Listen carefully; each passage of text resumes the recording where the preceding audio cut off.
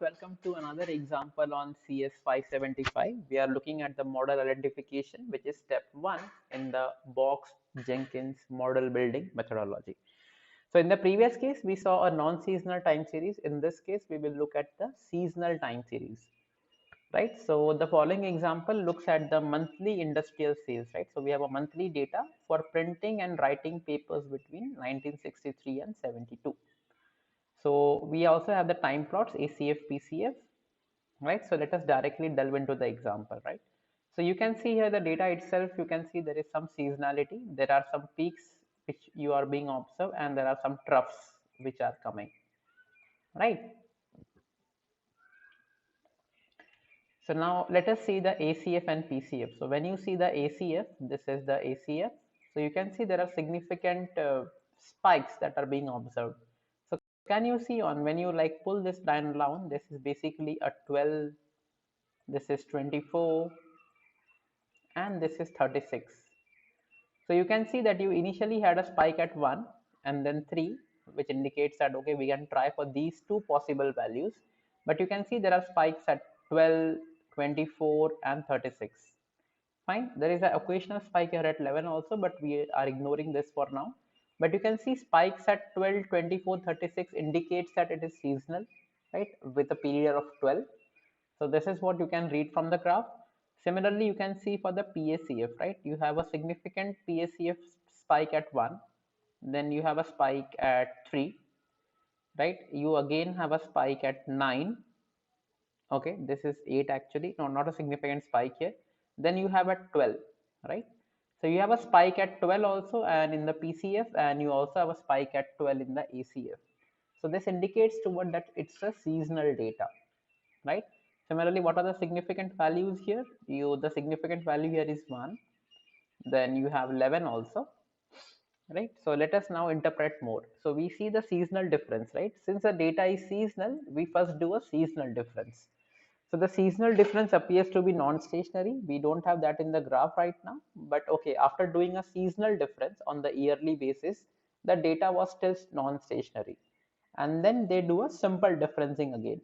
So on twice difference, you can see now this data is roughly a stationary data. It hovers around the mean in this particular case. Fine. Now you can see the autocorrelation here. So you have significant ACF at 1 and all other are non-significant, and this is at 12, right? So again indicating that some yearly seasonality.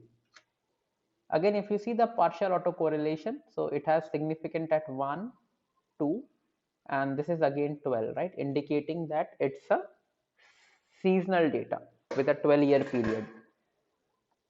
So what happens here, you can have actually multiple models here.